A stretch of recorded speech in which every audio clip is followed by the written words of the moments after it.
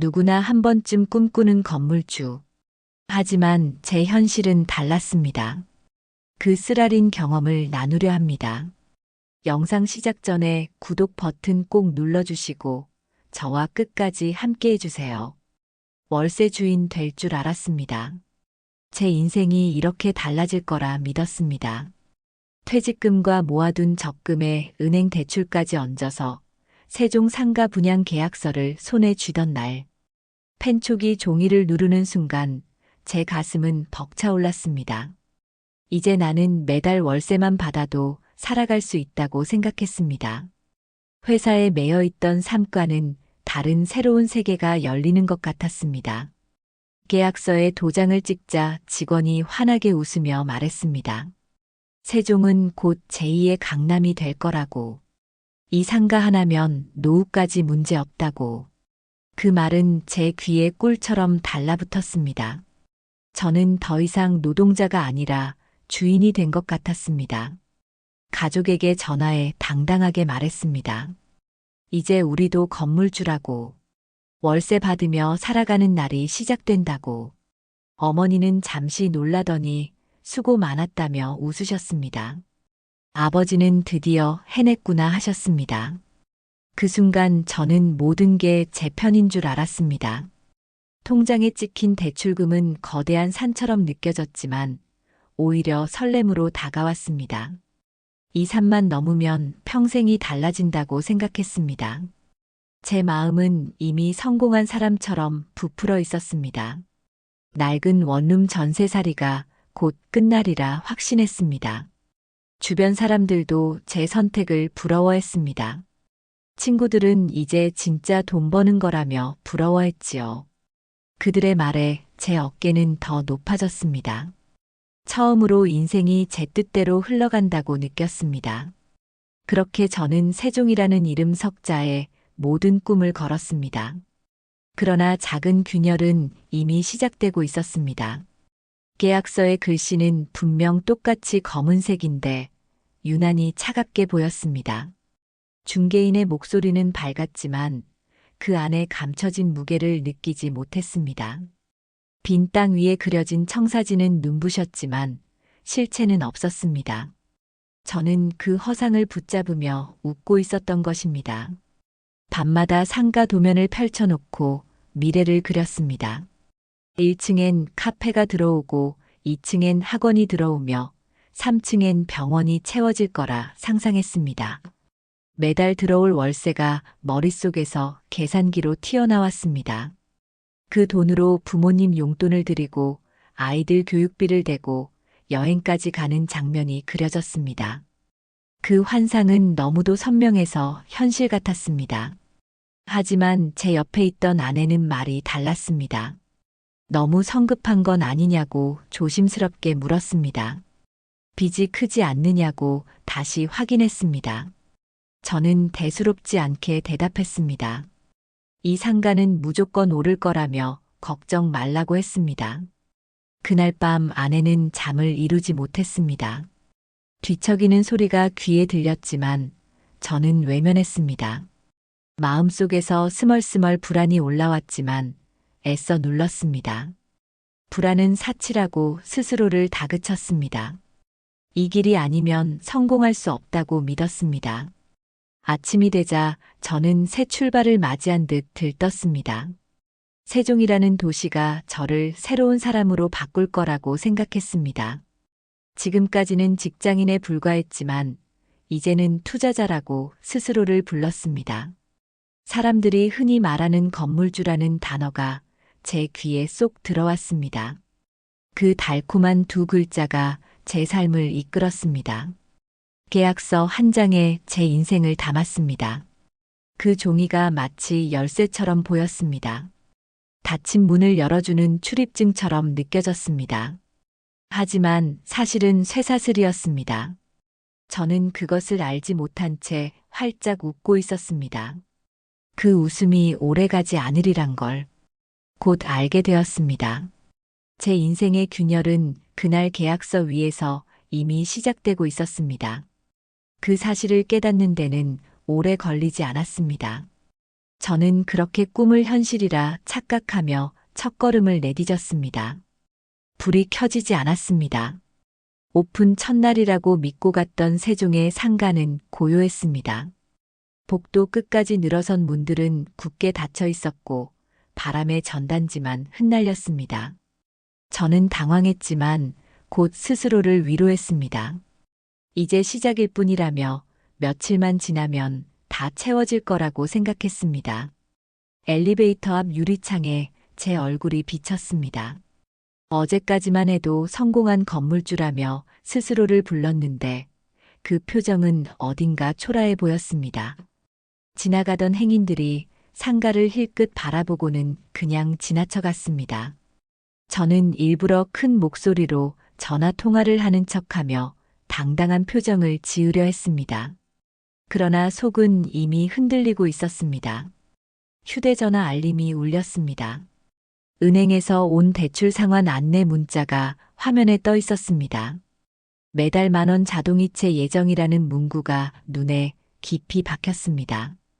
계약서에 도장을 찍던 순간엔 설렘이었는데 지금은 무겁게 짓누르는 족쇄 같았습니다.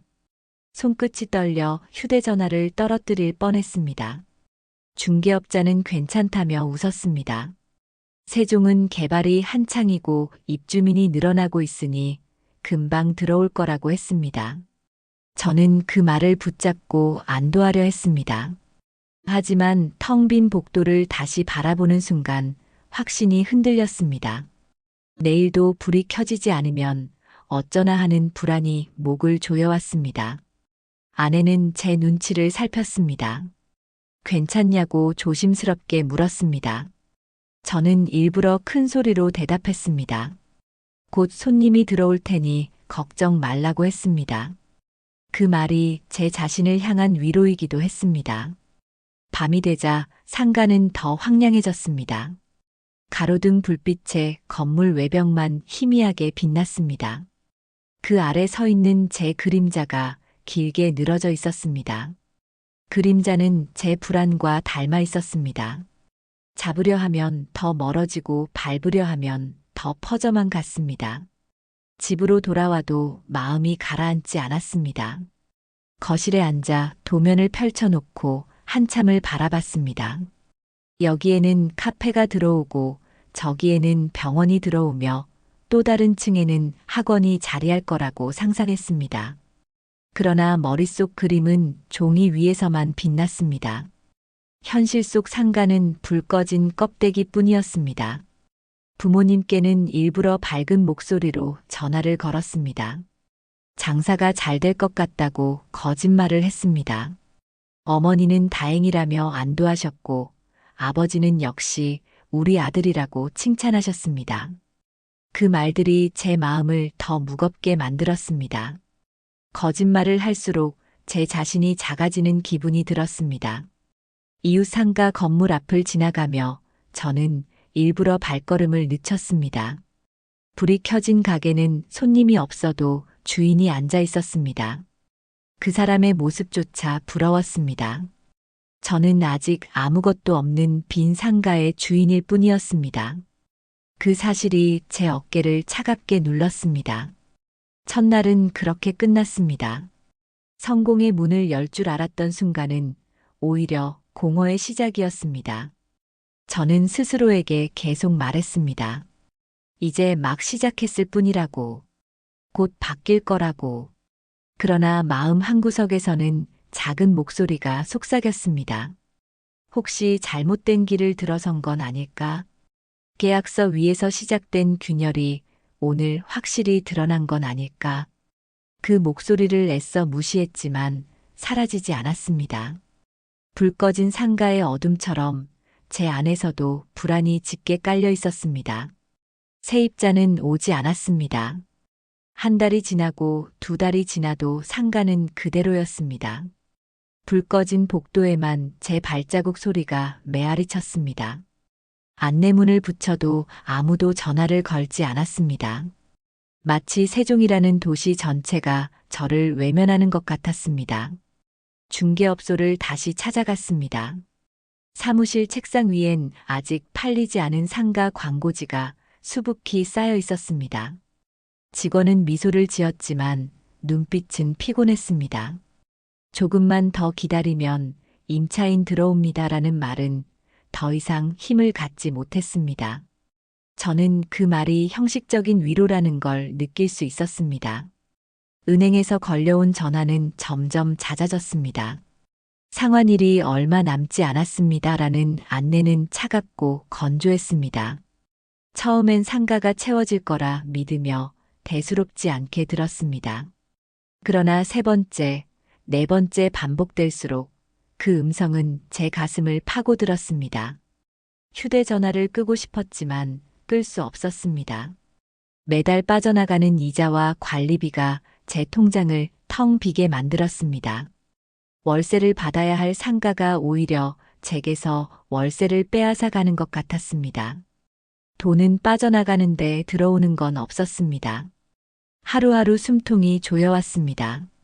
밤마다 계산기를 두드리며 버틸 수 있는 시간을 세어야 했습니다. 부모님은 아무것도 모른 채 웃으며 물었습니다. 장사 잘 되냐고. 저는 억지 미소를 지으며 괜찮다고 했습니다. 그러나 집으로 돌아오는 길에 눈물이 쏟아질 뻔했습니다. 거짓말이 저를 더 외롭게 만들었습니다. 아내는 이제는 솔직히 말하자고 했습니다. 이자가 감당이 안 된다며 함께 방법을 찾자고 했습니다. 저는 화를 냈습니다. 내가 해결하겠다고.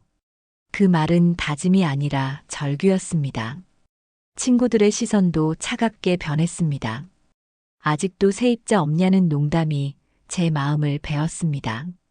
예전에는 부러움으로 듣던 말이 이제는 조롱처럼 들렸습니다. 저는 모임에 나가지 않았습니다. 혼자 숨어야만 체면이 지켜지는 것 같았습니다. 밤마다 불 꺼진 상가를 돌며 스스로를 다그쳤습니다. 곧 바뀔 거라고. 세종은 신도시라 아직 준비가 덜 됐을 뿐이라고. 그러나 그 말이 점점 힘을 잃어갔습니다. 현실은 제 고집을 무너뜨리고 있었습니다. 저는 상가 유리창에 붙은 제 전단지를 바라봤습니다. 반짝이던 색감은 햇볕에 발해 이미 흐릿했습니다. 임대문의 전화번호는 선명했지만 누구도 눌러주지 않았습니다. 그 종이처럼 제 희망도 색을 잃어갔습니다. 붙잡을수록 손끝에서 흩날렸습니다. 현실의 벽은 생각보다 두꺼웠습니다. 계약서 위에 적힌 약속은 허공에 떠 있었고, 세종이라는 이름은 더 이상 미래가 아니라 부담이었습니다. 저는 그 벽 앞에서 매일같이 머리를 부딪혔습니다. 그러나 벽은 조금도 흔들리지 않았습니다. 사람들이 저를 피하기 시작했습니다. 한때는 부러움으로 바라보던 눈빛이 이제는 의심과 걱정으로 변했습니다. 친구들은 모임 자리에서 대놓고 말했습니다. 상가 아직도 비었냐? 괜히 덤벼든 거 아니냐? 그 말은 농담처럼 들렸지만 제 가슴은 찔렸습니다. 저는 억지로 웃으며 대답했습니다. 곧 세입자 들어올 거라고. 그러나 제 표정은 이미 흔들리고 있었습니다. 웃음 뒤로 드리운 불안이 드러났습니다. 집에서도 대화가 줄어들었습니다. 아내는 조심스럽게 물었습니다. 언제쯤 임차인이 들어오겠냐고. 저는 짧게 대답했습니다. 조만간 해결된다고. 그러나 제 말은 확신이 없었습니다. 아내는 더 이상 묻지 않았습니다. 그 침묵이 오히려 저를 더 괴롭혔습니다. 부부 사이에 생긴 틈이 상가의 공실처럼 차갑게 느껴졌습니다. 집안의 공기마저 무겁게 내려앉았습니다. 부모님께 전화를 걸어도 예전 같지 않았습니다. 저는 여전히 잘 되고 있다고 말했지만 목소리가 떨렸습니다. 아버지는 알 수 없는 한숨을 내쉬었고 어머니는 더 이상 묻지 않으셨습니다. 그들의 침묵 속에서 저는 실패자가 된 기분이 들었습니다. 사랑하는 가족조차 저를 믿지 못한다는 두려움이 밀려왔습니다. 저는 점점 말을 줄였습니다. 회사 동료들이 연락을 해도 받지 않았습니다. 모임 초대가 와도 가지 않았습니다. 사람들과 마주할수록 제 상처가 드러날 것 같았습니다. 저는 스스로를 고립시켰습니다. 밤이 되면 혼자 상가 앞에 서 있었습니다. 텅 빈 유리창에 비친 제 모습은 낯설었습니다. 건물주는커녕 세입자도 없는 허망한 사람 같았습니다. 그 앞에서 제 존재가 무너지는 소리를 들었습니다. 어둠 속에서 제 그림자가 길게 늘어져 있었습니다. 아내와의 말다툼도 잦아졌습니다. 그녀는 현실을 직시하자고 했습니다. 빚이 쌓이고 있으니 방법을 찾아야 한다고 말했습니다. 저는 소리를 질렀습니다. 내가 해결할 테니 더 이상 묻지 말라고. 그 말은 다짐이 아니라 분노였습니다. 아내는 눈을 감고 침묵했습니다. 그 순간 저는 벽에 부딪힌 기분이 들었습니다. 아내와 저 사이에도 균열이 생겼습니다. 그 균열은 상가의 빈 공간보다 더 깊었습니다. 친구들과의 관계도 무너졌습니다. 처음엔 부러움으로 술잔을 기울이던 그들이었습니다. 이제는 제 옆자리에 앉지 않았습니다. 그들의 눈빛 속에는 경계와 조롱이 뒤섞여 있었습니다. 저는 결국 모임을 끊었습니다. 상가는 저를 부자로 만들지 않았습니다. 오히려 관계를 끊어내고 사람들을 멀리하게 만들었습니다. 돈보다 무서운 건 사람 사이의 벽이었습니다. 저는 점점 고립된 섬이 되어갔습니다. 세종의 중심에 서 있으면서도 누구와도 이어지지 못했습니다. 관계의 균열은 조용히 그러나 깊게 번져갔습니다. 저는 여전히 버틸 수 있다고 스스로를 다독였지만 사람들과의 연결이 끊어지자 마음은 더 빨리 무너졌습니다. 빈 상가보다 더 무서운 건 빈 마음이었습니다.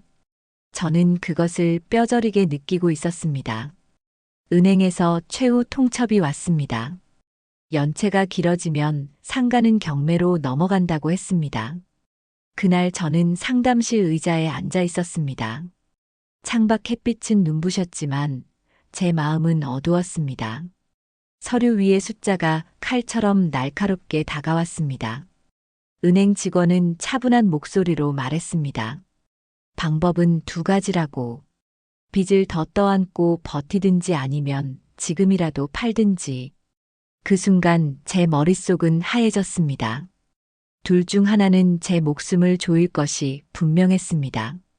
저는 중개업자를 다시 찾았습니다. 사무실 안은 싸늘했고 탁자 위엔 커피잔만 비어 있었습니다. 중개업자는 안타까운 표정으로 제게 시세를 알려줬습니다. 처음 제가 분양받은 가격의 절반도 안 되는 금액이었습니다. 그 말을 듣는 순간 귀가 멍해졌습니다. 그래도 지금 파는 게 낫습니다라는 말이 들려왔습니다. 저는 분노와 체념이 뒤섞인 눈으로 서류를 내려다봤습니다. 이제까지의 시간과 노력과 꿈이 모두 종이 조각이 되는 순간이었습니다. 손이 떨려 펜을 제대로 잡을 수 없었습니다. 그러나 결국 도장을 찍었습니다. 그 도장은 제 의지가 아니라 항복이었습니다. 벼랑 끝에 몰린 사람이 선택할 수 있는 유일한 탈출구였습니다. 집으로 돌아오는 길에 하늘은 파랗게 빛났습니다. 그 밝음이 오히려 제 눈을 아프게 했습니다. 저는 차창에 얼굴을 묻고 울음을 삼켰습니다. 아내는 조용히 제 손을 잡았습니다. 아무 말도 하지 않았습니다. 그 침묵이 오히려 저를 더 아프게 했습니다. 가족에게 부끄럽고 세상에 미안했습니다. 저는 건물주가 아니라 실패자가 되어 있었습니다. 밤이 되자 도장을 찍던 순간이 떠올랐습니다. 펜 끝이 종이를 누르던 소리가 아직 귀에 맴돌았습니다. 그 소리가 제 심장을 찢는 것 같았습니다. 책상 위엔 팔린 상가의 서류가 덩그러니 놓여 있었습니다. 그 위로 눈물이 떨어져 번져갔습니다. 저는 거울을 바라봤습니다. 계약서에 사인하던 그날과는 전혀 다른 얼굴이 있었습니다. 야망에 차있던 눈빛은 사라지고 지친 그림자만 남았습니다. 이마의 주름은 깊어졌고 입술은 굳어 있었습니다. 그 모습이 낯설고도 서글펐습니다. 벼랑 끝 선택은 저를 살린 것도 죽인 것도 아니었습니다. 단지 제 삶을 또 다른 길로 내던졌습니다. 저는 가진 것을 잃었고 꿈을 내려놓았습니다. 그러나 한 가지 사실만은 분명했습니다. 다시 돌아갈 길은 없다는 것이었습니다. 상가는 제 손에서 떠났습니다. 이제 저는 빈손으로 서 있었습니다. 그러나 제 안에는 여전히 치유되지 않은 상처가 남아 있었습니다. 그 상처가 저를 더 무겁게 눌렀습니다. 저는 그 무게를 안고 다음 날을 맞아야 했습니다. 통장에 찍힌 금액은 초라했습니다. 처음 투자했던 돈의 그림자도 남지 않았습니다. 그 수치는 잔혹할 만큼 차가웠습니다. 저는 화면을 바라보다가 한참 동안 손을 떼지 못했습니다. 가슴 속에서 무언가가 와르르 무너져 내렸습니다. 상가 앞에 다시 섰습니다. 이제는 제 것이 아니었지만 발걸음이 저절로 그곳으로 향했습니다. 유리병 너머로 보이는 텅 빈 공간이 제 마음 같았습니다. 화려했던 분양 광고판은 여전히 건물 앞에 붙어 있었습니다. 세종의 미래를 잡으세요라는 글자가 저를 비웃는 듯 했습니다. 그 문구는 처음엔 희망이었지만 이제는 조롱이었습니다. 미래를 잡으려다 제 인생이 풀려나간 것 같았습니다. 저는 광고판을 바라보다가 고개를 떨궜습니다. 잡을 수 없는 것을 주려 했다는 사실이 뼈아프게 느껴졌습니다. 그 순간 두 다리가 무겁게 굳어졌습니다. 건물 안으로 들어가 보았습니다. 불 꺼진 복도는 여전히 고요했습니다. 바람이 스쳐 지나가며 전단지를 흔들었습니다. 바닥에 흩어진 종이 위에 발자국을 남기며 걷는 제 모습이 초라했습니다. 텅 빈 공간이 제 패배를 증명하는 듯 했습니다. 저는 유리창에 얼굴을 대고 안을 들여다봤습니다. 벽면은 아직도 새 것 같았지만 아무것도 채워지지 않았습니다. 제 꿈도 저 벽처럼 덩그러니 비어 있었습니다. 처음 계약서를 쥐던 날의 설렘은 어디에도 없었습니다. 남은 건 허망함 뿐이었습니다. 집으로 돌아오는 길은 길고도 무거웠습니다. 아내는 말없이 제 옆을 걸었습니다. 저는 눈을 마주치지 못했습니다. 차마 무너진 꿈을 입 밖에 낼 수 없었습니다. 가슴 속에서 울음이 치밀어 올랐지만 꾹 삼켰습니다. 밤이 되자 서류를 꺼내 보았습니다. 도장이 찍힌 계약서와 해지 문서가 함께 놓여 있었습니다. 그 종이들이 제 인생의 굴곡을 보여주고 있었습니다. 처음엔 열쇠 같던 종이가 이제는 족쇄로만 남았습니다. 저는 손으로 문서를 쥐었다가 힘없이 내려놓았습니다. 창밖의 불빛이 방 안을 스쳤습니다. 그 불빛은 마치 제게 질문을 던지는 것 같았습니다. 정말 끝난 거냐고. 정말 이게 다냐고. 저는 대답할 수 없었습니다. 무너진 건 상가만이 아니었습니다. 제 자존심이 무너졌고 제 가족과의 신뢰가 무너졌습니다. 주변 사람들과의 관계도 끊겼습니다. 제 안에 있던 자신감은 산산이 부서졌습니다. 남은 건 텅 빈 껍데기 같은 나 자신뿐이었습니다. 그래도 시간은 흘렀습니다. 시계 바늘은 멈추지 않았습니다. 저는 무너진 꿈 위에 서 있었습니다. 다시는 그곳으로 돌아갈 수 없음을 알았습니다. 그러나 또 다른 길을 찾아야 한다는 것도 알았습니다. 저는 실패를 숨기지 않기로 했습니다. 더 이상 피해자가 아니라 경험자가 되기로 했습니다. 상가 분양에서 무너진 이야기를 감추면 제 인생도 감춰지기 때문이었습니다. 그래서 입을 열었습니다. 사람들이 두려워할 때 저는 제 상처를 보여주었습니다. 처음엔 쉽지 않았습니다. 누군가의 비웃음을 감당해야 했습니다. 어떤 이는 고개를 젓고 떠나기도 했습니다. 그러나 또 다른 이는 제 말을 끝까지 들었습니다. 그들의 눈빛에서 저는 작은 공감을 보았습니다. 동네 모임에서 저는 경험을 이야기했습니다. 세종 상가가 어떻게 제 꿈을 삼켰는지, 계약서 한 장이 어떻게 사람을 무너뜨릴 수 있는지, 처음엔 목소리가 떨렸지만 점점 힘을 얻었습니다. 누군가는 제 말에 눈시울을 붉혔습니다. 복지관에서 만난 한 노인은 고개를 끄덕였습니다. 자신도 비슷한 일을 겪었다며 제 손을 잡았습니다. 그 손의 온기가 저를 다시 일으켜 세웠습니다. 저는 혼자가 아니라는 걸 깨달았습니다. 그 깨달음이 제 마음을 조금은 가볍게 했습니다. 저는 일기를 쓰기 시작했습니다. 하루하루를 기록하며 스스로에게 솔직해졌습니다. 돈을 잃었지만 배운 것이 있다고 적었습니다. 상가는 사라졌지만 남은 건 교훈이라고 썼습니다. 그 문장은 제게 또 다른 기둥이 되었습니다. 주변 사람들의 반응도 달라졌습니다.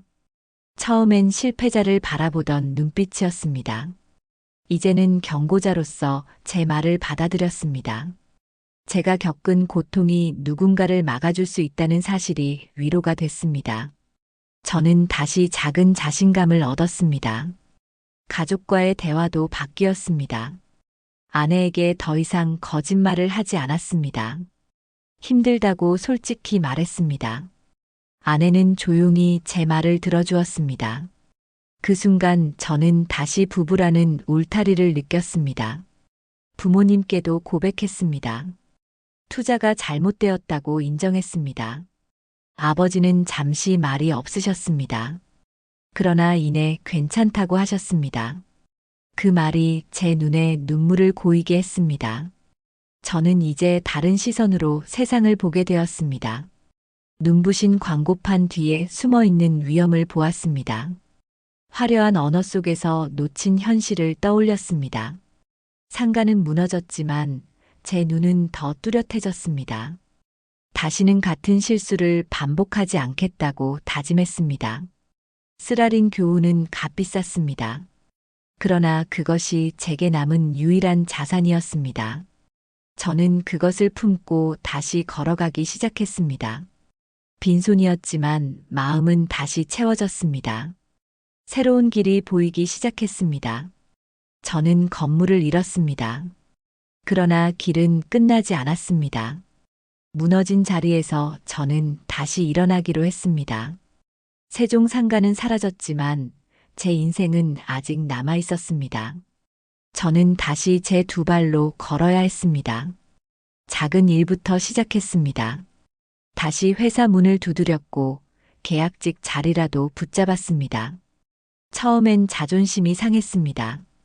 그러나 곧 깨달았습니다. 일은 자존심이 아니라 삶을 이어가는 힘이었습니다. 퇴근 후에는 공부를 시작했습니다. 시장 분석과 경제 흐름을 다시 배웠습니다. 돈의 흐름을 알지 못하고 뛰어든 과거가 떠올랐습니다. 저는 이제 더 이상 눈먼 투자자가 아니었습니다. 실패가 제 스승이 되어 있었습니다. 주변 사람들에게도 달라진 태도로 다가갔습니다. 예전엔 부끄러워 숨기던 얼굴이었습니다. 이제는 웃으며 제 경험을 먼저 꺼냈습니다. 사람들은 처음엔 놀랐지만 곧 귀를 기울였습니다. 그들의 공감 속에서 저는 제 이야기의 의미를 찾았습니다. 아내와의 관계도 조금씩 회복되었습니다. 저는 더 이상 허세를 부리지 않았습니다. 힘들면 힘들다고 말했습니다. 아내는 제 말을 묵묵히 들어주었습니다. 그 침묵 속에서 저는 다시 가정을 느꼈습니다. 부모님께도 달라진 아들의 모습을 보였습니다. 성공한 아들이 아니라도 괜찮다고 생각했습니다. 실패했지만 다시 일어서는 아들이 되기로 했습니다. 아버지는 미소를 지으며 고개를 끄덕였습니다. 그 미소가 제 마음을 따뜻하게 덮어주었습니다. 저는 더 이상 상가의 주인이 아닙니다. 그러나 제 삶의 주인이 되었습니다. 월세 대신 하루하루의 온기를 세어갔습니다. 건물 대신 사람과 시간을 바라봤습니다. 그 속에서 저는 진짜 주인이 되었습니다. 도시는 여전히 화려했습니다. 세종의 건물들은 여전히 높이 솟아 있었습니다. 그러나 저는 그 빛에 눈이 멀지 않았습니다. 저는 이제 발밑의 길을 바라봤습니다. 작지만 단단한 길 위를 묵묵히 걸었습니다. 누군가 제게 물었습니다. 다시 투자할 거냐고. 저는 웃으며 대답했습니다. 건물은 몰라도 제 삶에는 투자한다고. 그 말은 제 진심이었습니다. 새로운 출발은 거창하지 않았습니다. 작은 발걸음이 모여 제 길을 만들었습니다. 저는 이제 실패를 두려워하지 않았습니다. 쓰라린 교훈이 저를 단단하게 만들었기 때문입니다. 그 단단함이 제 미래를 지켜줄 거라 믿었습니다. 저는 다시 길 위에 섰습니다. 빈손이었지만 마음은 가득했습니다. 무너진 꿈 위에 새로운 희망이 자라고 있었습니다. 저는 고개를 들어 하늘을 바라봤습니다. 그리고 조용히 속삭였습니다. 나는 다시 시작한다. 저는 건물을 잃었지만 삶을 되찾았습니다. 실패는 끝이 아니라 새로운 출발이었습니다. 제 이야기가 마음에 닿았다면 구독 눌러주시고 함께 더 많은 교훈을 나누어 가길 바랍니다.